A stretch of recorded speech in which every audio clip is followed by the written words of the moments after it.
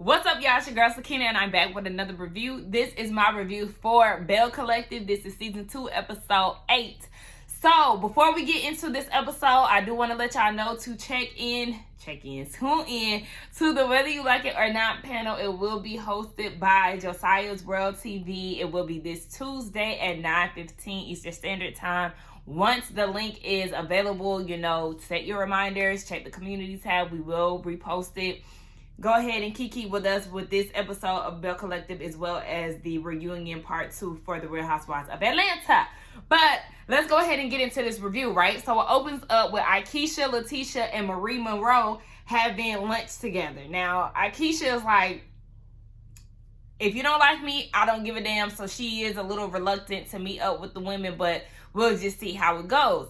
So they're all discussing what Tambra said. Akeisha was taken aback by, her giving the girls the heads up as far as her being shady and things. And Akeisha's like, when I hear the word shady, it's a low down, dirty. And she was like, she did not like that. And I agree, because the thing is, you do know her from school. The Bells are your friends. So it's like, instead of allowing them to form their own opinions, you're giving them some type of caution when it comes down to her. But it's like, why? But then you're also playing nice in her face, showing up to her house and, all these things. So it's like you're playing both sides. And most importantly, why, Tambra? But I'm glad that the women are mature enough to have a fresh start. Let it be what it was, a thing of the past. Now, Tisha, you go and say that, y'all do have the same goal in mind, Fair Street, and y'all gonna make that happen. But I'm like, Akeisha, though Tisha said that in her confessional, I felt like this would have been the perfect time to address what she said. Now, y'all know I review as I go. I don't know if they're going to address this in the scene, but I do feel like this is the scene or the time for Akeisha to mention Letitia saying what she said about her family, how that hurt her feelings, and how she's no longer interested in moving forward with the Fair Street project. Because, yeah, if you can say something like that to me unnecessarily, I don't know what type of person you are, because it wasn't warranted. I didn't give you that type of energy for you to throw my family history or, my family dynamic in my face. So Marie was feeling like in her confessional that they definitely should have a fresh start. But I don't know. I feel like the clean slate won't be necessarily clean until Akeisha gets out how she really feels about what Letitia said. Marie is getting ready to open up 5 methadone clinics all around Mississippi. Her mom, they start talking about her and how she's been MIA, she's relapsed. So Marie is definitely worried, but she has a celebration plan for her openings of her clinics. And, she started to run down the facts of her being the first Black woman to have all these methadone clinics and opioid clinics and things like that. It really hits home for her because of her mom's addiction. So this is something that's really important to her. So shout out to Marie for doing the damn thing. This is a major accomplishment, and I just hope that this party or this get together, whatever, it goes well. But we already know how it goes down with the bill, so we'll just see. So then Tisha brings up how she talked to Greedy down at the fashion show and how Tambra is the one that brought security over to break up the scene. And Tisha's like, we weren't being, disrespectful. There wasn't any yelling. My husband was right there. You think he would allow anything to go down? Like, she just didn't understand why Tambra felt the need to bring security in to escort them away from the situation. So she hasn't talked to Tisha since she had approached Damon about the whole situation. And then speaking of him, we see him and Tambra, they're going out to eat and they're discussing the same situation.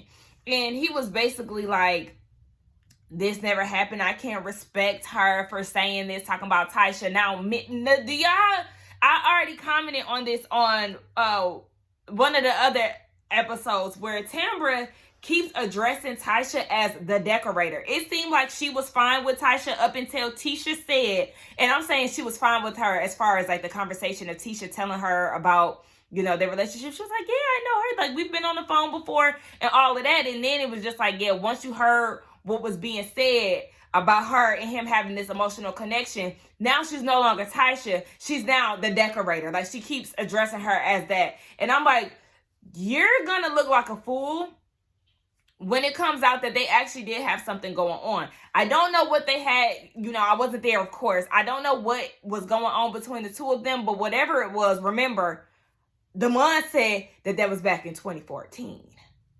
But you sit here in front of her, in front of Tambra's face, nothing ever went on. I promise you. You can't respect her for how she's handling the situation.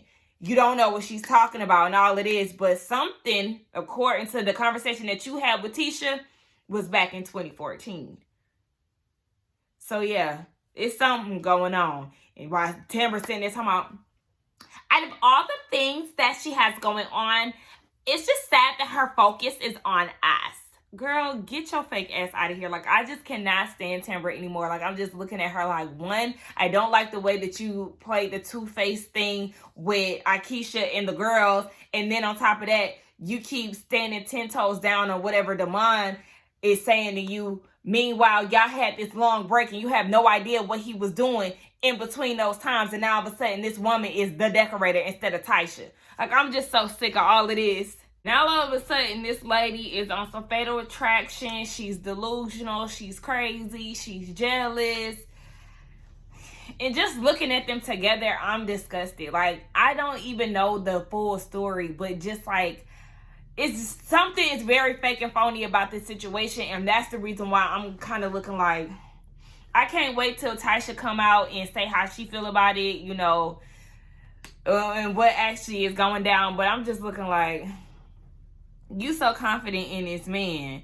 So then they start talking about them and how they want to move forward and focus on them. So they want to move in together. But he ain't proposed yet. And then she's like, oh, this authority is real attractive. But you're agreeing to move in with him knowing that this is not what you want. You want to be engaged first. You want to get married first before y'all start taking those type of steps. But it's like, Tambra, you claim that you want all these things in order. You want the proposal. You want the marriage. You want the baby. But you skipped and put the end at the front because y'all real intimate according to doctor's orders.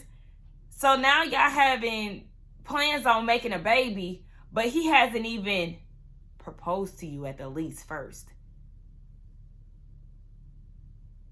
Y'all don't make sense, and I'm tired of y'all stupid ass storyline. Marie sits down with her son Jerez and the mother of his child, Raven, who had passed, her mom. They all three get together, and of course, her mom is dealing with a great loss of losing the child, and they're still fighting for justice for her because they don't know who, did this to her daughter. And then they talked about little Zane and how he's grown up without a mother, and how it's basically up to them to be there for him. And Jerez was saying that, the baby is going to have dark days, but he just wants to be the light for him when he's having those hard days, and want to make sure that they really rally around him and things like that. Now, I was a little confused, okay, because Marie said that Jerez said this too, but in her confessional, she was saying that Jerez made the sacrifice to basically put school on pause. But then she was saying in his confessional, yes, he's no longer on campus. He's taking online classes so he can be there for his son. But then she said now it's time for him to go back to campus. So are y'all saying he just took some time off to do online for the time being, and now he's going back on campus? Like, they just made it seem like he basically dropped out of school, or he's doing online. I don't want to say dropping out, but he's doing online classes. But now it's time for him to go back to school. Like, I was just very confused. Was I the only one who was kind of like, So yeah, he is going back to school. They're going to be a village to really rally around the baby and be there for him and raise him up together. So it's definitely a hard time for them, but I guess we'll just see the journey as the seasons go on. So Gucci is having a drive-by baby shower for her daughter, and her daughter's boyfriend is there. You ever seen those type of things? That was doing a lot when we was like quarantining for people's special events. They'll drive by, give a gift, and go. So they was having one of those for her baby shower, and Latrice showed up. They're naming the baby Ari. Latrice want them to name the baby Ari Latrice after her. And so Gucci was asking her, did she want something to drink? You know, a little alcoholic beverage. Latrice was like, no, I would prefer lemonade because sis been missing her period for 2 months. She said she don't know if it's stress or she don't know if she pregnant. But that's just a lot to take in for her. So she gonna cool out on the alcohol for right now. So Gucci is like, okay, baby, you definitely... Okay, if you pregnant, basically trying to get her prepared and getting all excited and stuff. But, you know, Latrice is not here for any kids, so she ain't really studying that. JJ's daughters are in attendance. They putting all their differences aside, so that was definitely good to see. Those twins spin image of JJ. Like, he birthed them kids, not their mama. Like, they look just like him. But it was good to know that they were there in support, and they said that they want to be in the baby's lives. Speaking of JJ, he shows up with a bow and a car. They got her a new car with a new car seat. It sounds like sis is getting ready to move out, so they really gonna have the house to themselves. So that was really sweet. That was very sweet. I love stuff like that. But what I did not like was when Dee's boyfriend with his mom came in, how So Gucci was acting in her confessional. Like, so Gucci is more of the grandma, whereas his mama is the grandma. And when it comes down to the baby, so Gucci is the queen. She needs to be number one, and then the other grandma is second. Like, I don't like stuff like that. Don't cause division when it comes down to the baby. That type of stuff is not cool. It's not okay. And I'm sure if, you know, either her boyfriend or his mom seen that, they would not like that. Like, that was just very unnecessary. If you want your daughter and your stepdaughters to be one big happy family, then you should have that same energy when it comes down to your grandkid and the other side of her family. Like, I just didn't like that. That was in very poor taste. But they had Latrice sit down and hold the baby and try to get a feel of motherhood and stuff. She said, I could do it for 24 minutes, but baby, I can't do it for 24 hours. They gave me a little baby fever, but nah, baby, I'm really good, girl. You better get it together, because you just might be having a Cliffarella. Like, I'm confused, because one minute you said that you open to having a kid, and then you still got that same, nah, fuck them kids mentality. Like, girl, which one is it? I mean, you can kind of have both, especially if you get pregnant by accident. But make up your mind. Child, it's a mess. So it's definitely confirmed that Latrice does not want any kids. If we were ever in a gray area with that, like I was just now, we know now she ain't trying to have no kid right now. Her and Cliff are having this conversation in bed. And by the way, whoever was the cameraman in this scene, baby, you need to be suspended or something, because the way he kept zooming in on Cliff when Latrice is talking, and then like at one point he was like shaking, and then he zoomed in on Cliff again. I was like, bro, what the hell? Like, what is this? It was giving me all kind of anxiety. I was very annoyed. It was hard for me to focus when he was doing all that damn moving around. Keep that hand still or do something else. You can't be the cameraman. Anyway, they're having a conversation about how she's been working a lot. She's been stressed. She missed her period for 2 months. But I'm like, sis, if you miss your period for 2 months, why have you taken a pregnancy test? Just take the test. Let's not draw this out, baby. Let's just take the test, get the results, and see what's going on. Because I don't like... That could have been done. I know you got a CVS, Walgreens somewhere that got a few pregnancy tests that you can grab and figure it out. But, yeah, he's all for a baby. They talking about their dynamic, how he comes from a well-off family that gave him land, and she got to hustle to get hers. So, you know, she's just all about stability and just having her own money and all of that. And then they were talking about if he's being a good husband and all of that, if he wants kids. He said that he would be a better father than he is a husband, and he would love the kid more than he loved her. She ain't buying it because she like, my dad said the same thing, and look where we at. Like, it was just y'all need therapy. Y'all need therapy, and y'all don't need to have no kid in the midst of all of this, because y'all got to be on the same page. Y'all not on the same page. Y'all at opposite ends. We get down to Marie's opioid clinic opening celebration. Why did I just make that like a big thing? But yeah, we get down to her celebration. Her and Esty are the first black women to open up, you know, methadone clinics, opioid clinics. Honey, I'm struggling with that word today. I don't understand why. But yes, they are doing big things, doing major moves, and all of that. So shout out to the girls for their success. So all the girls are in attendance, and I said, what is up with like this little slow-mo runway situation? I don't know. But I know one thing, baby. Latrice came through and shut it down. I said, girl, with the banging, the earrings, the dress, baby, sis be dressing down. They definitely need to take a page out of my sis book. And I also want them to understand that every time a celebration is happening, everybody does not need to break out their sequin outfits. Like, let's stop doing that, okay? Let's stop doing all the sprinklies. I've had enough. That is not the only celebratory outfit that you can put on. Y'all see what Latrice showed up in? Sis looked fuck good. And did she have any rhinestones and sequin on? No. And I appreciate a nice sequin dress. Do not get me wrong. But it's just like with this group of ladies, it's very often. It's like every event, somebody is bound to have on some sequin. Like, I'm tired of that. Anyway, the night is all about Marie and Esty. The venue that they rented out looks very nice. So everybody's coming together and talking. But wait, because Tambra, she looked like she was out running errands and she just decided to show up. I don't know what she was wearing.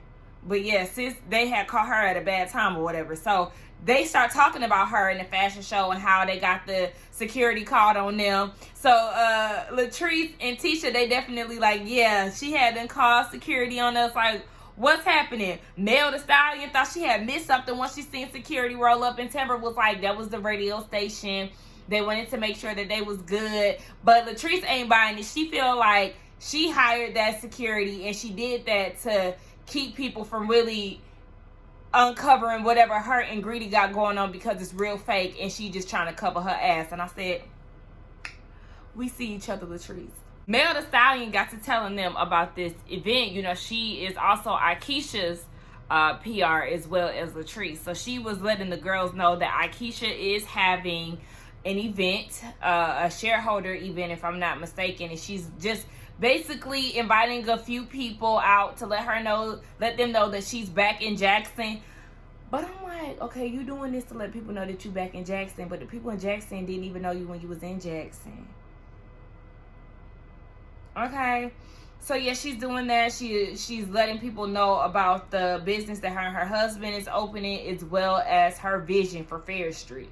And you know, Letitia looking like, oh, okay, so am I not a part of this? And see, that is why she should have used that opportunity when it was time to let her know that she was not interested in working with Letitia anymore. Because now it kind of does give like, I thought we squashed the beef. She thought that they were Letitia thought that they were on the same page and that they were moving in the right path of getting Fair Street together. All the while, Akeisha still got this undercover pressure because of what she said about her family, when she should have just laid that all out at the table with her and Marie when they had that dinner. So you already know this gonna be some mess. Ooh, okay, so Raven's mom, she comes in, and Raven is Marie's son's baby mom. She comes in, and you know, all the women are rallying around her. It kind of did shift the energy a little bit, but she was there and they were rallying around her, giving her praise and, you know, support. And as they're talking, somebody comes in the door, and it's Tisha. So Marie is introducing everybody to Tisha, even though everybody already knows her. She's done Latrice's wedding. She does all of Marie's events. She does Tisha's brunches. So sis is very known amongst the group. She's been working, honey. And Tambra was like, yeah, we're not doing this, honey. She got up and she was ready to go. She's asking for them to take the mic off of her. And Tisha is like, I mean, you can talk about me to everybody else, but you can't talk to me. And Tambra's like, no, you can talk to everybody about me. Like, you crazy. And in her confessional, she was saying that she feels like she's being stalked. The decorator has never had anything to do with her, whatever the hell she said. I'm like, but you used to talk on the phone with her in Damon, so she was in your life at one point. She's amongst the Belles, and she's worked with them in various occasions. So it's like, girl, this lady is no stranger to you. While you talking about you feel like she's stalking you and all of this, like, it's weird. And then you talking about you don't want to have a conversation with her, especially since Damon isn't here to defend himself. Like, you just gonna believe everything he says, right? You know, whatever he says, whatever she says, he's gonna say that she was lying. Like, girl, go ahead and live in your bubble. Y'all do y'all thing. I wouldn't even make it a big thing. Like, girl, if you want to live in the unknown, then go ahead and have at it. But it's just like, ain't nobody got time to be playing those type of games with Tambra and Greedy and Tisha and whatever the hell this love triangle is. All I know is Tambra is running from this thing like a damn track star. And that's why it's like, girl, what is happening? Like, you definitely helping people raise an eyebrow to this situation, because you got security, you running out at the sight of this lady, you was cool with her, and now all of a sudden she's the decorator, and it's with a condescending tone, as if this woman, as an event planner or a decorator or whatever you feel like she is, interior decorator, whatever you feel like she is, you like down talking her as if what she does has no type of value. It's just kind of weird. But I don't like Tambra. It's safe to say that. Not necessarily saying that I'm siding with Tisha. I just don't like the way she is coming off, and she is like behind this man 100%, but something happened in 2014. So let's get down in the comments and talk. Like I said, be sure to check us out to talk about this episode on the Whether You Like It or Not panel. It will be hosted by Josiah's World TV on the... Look, I was about to give y'all a date. I mean, I guess I could. Hold on, because I don't ever do that. But on the 20th, okay, at 9:15 Eastern Standard Time. Let's get down in the comments and talk. Don't forget to like, comment, and subscribe to my channel. And I will see y'all in the next one. Bye.